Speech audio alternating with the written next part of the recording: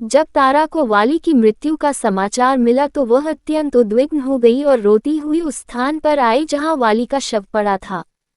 तारा और अंगद वाली के शव से लिपटकर बिलख बिलख कर रोने लगे। उन दोनों को इस प्रकार रोते देख सुग्रीव को अत्यंत दुख हुआ। उसके नेत्रों से अश्रु बहने लगे।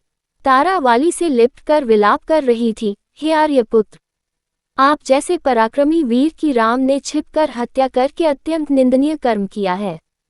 हे नाथ, आप मौन होकर क्यों पड़े हैं? आप अपने पुत्र अंगद को किसके सहारे छोड़ गए? देखिए वह किस प्रकार से बिलख बिलख कर रो रहा है। हे आर्यपुत्र, आज आप ऐसे निर्मोही कैसे हो गए? हे स्वामी, आप मुझे और अंगद को किसके भरोसे छोड़े जा रहे हैं? सुग्रीव, आज तुम्हारा मनोरथ सफल हो गया। अब आनंद से राज्य का सुख भोगो।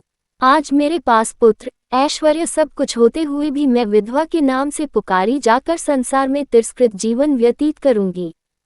पुत्र अंगद, अपने धर्म प्रेमी पिता का अंतिम दर्शन कर लो। यमलोक को जाते हुए अपने पिता का हाथ जोड़कर अभिवादन करो। देखो स्वामी, आपका पुत्र हाथ जोड़कर आपके सामने खड़ा है।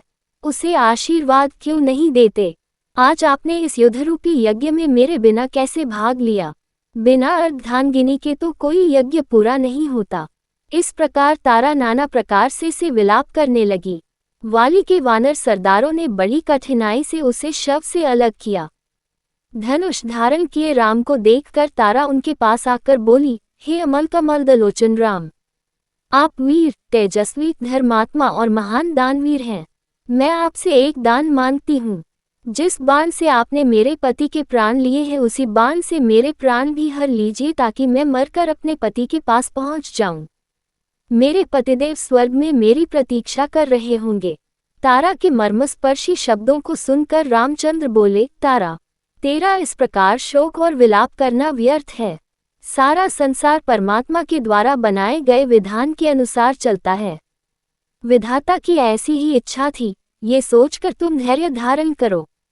अंगद की कोई चिंता मत करो, वह आज से इस राज्य का युवराज होगा। तुम्हारा पति वीर था, वह युद्ध करते हुए वीरगति को प्राप्त हुआ है। ये तुम्हारे लिए गौरव की बात है। शोक तज कर रोना बंद करो। रोने से दिवंगत आत्मा को कष्ट पहुंचता है।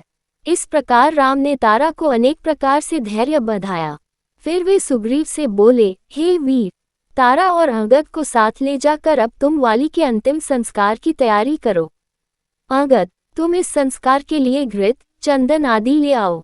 और हे तारा, तुम भी शोक को त्याग कर वाली के लिए अर्थी की तैयारी कराओ। इस प्रकार रामचंद्र जी ने सबसे कह सुनकर वाली के अंतिम संस्कार की तैयारी करवाई।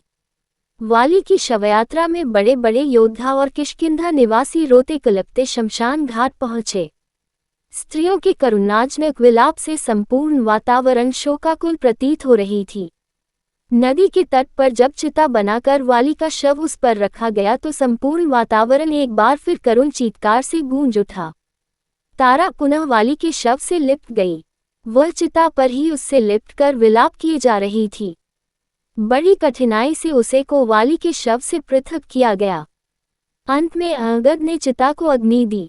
जब वाली का शरीर पंचतत्व में विलीन हो गया तो श्री रामचंद्र जी ने लक्ष्मण, सुग्रीव, अंगद एवं अन्य प्रमुख वानरों के साथ मिलकर उसके लिए जलांजलि दी।